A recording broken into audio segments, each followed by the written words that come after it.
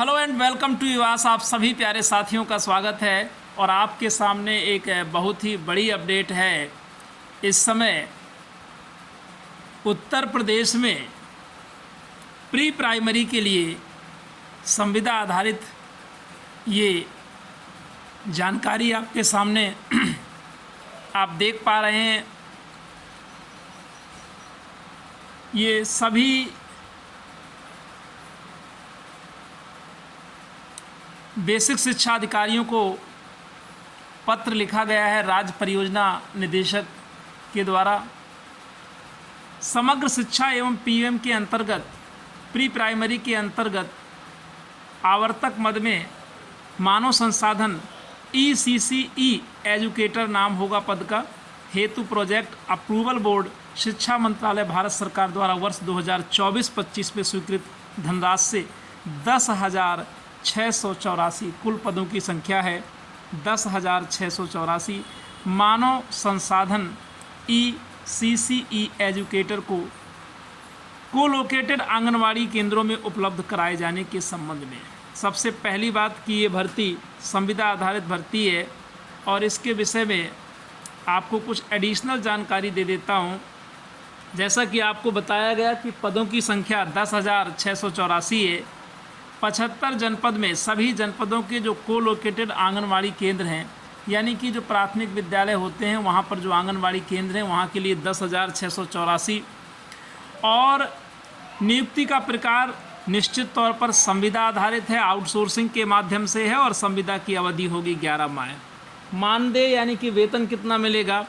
प्रति माह 10,313 रुपये इन एजुकेटर्स को दिया जाएगा। सबसे बड़ी चीज़ कि फॉर्म कौन कौन से लोग भर सकते हैं, कौन कौन से लोग एलिजिबल हैं, तो ये आपके सामने देखिएगा लिखा हुआ है। विधि द्वारा स्थापित एवं UGC से मान्यता प्राप्त विश्वविद्यालय से स्नातक परीक्षा गृह विज्ञान यानी होम साइंस मुख्य विषय के साथ न्यूनतम 50% अंकों के साथ उत्तीर्ण की हो।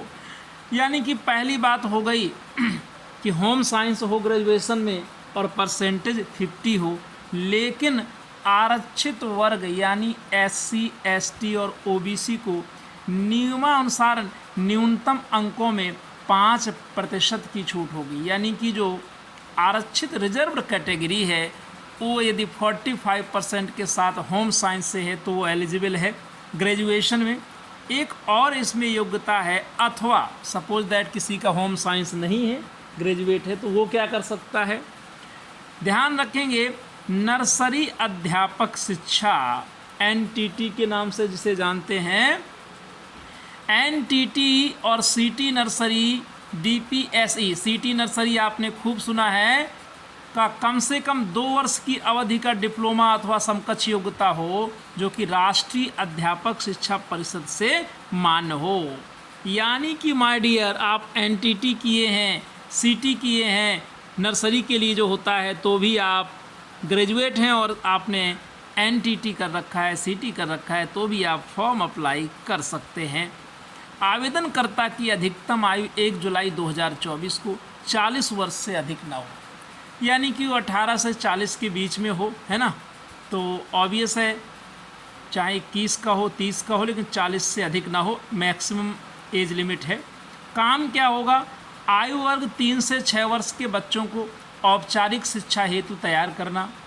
आयु वर्ग 3 से 6 वर्ष के बच्चों को भौतिक, मानसिक, सामाजिक, संवेगात्मक एवं अकादमिक विकास हेतु वातावरण सृजित एवं आंगनवाड़ी कार्यकर्ती को उक्त की संप्राप्ति में सहयोग प्रदान करना।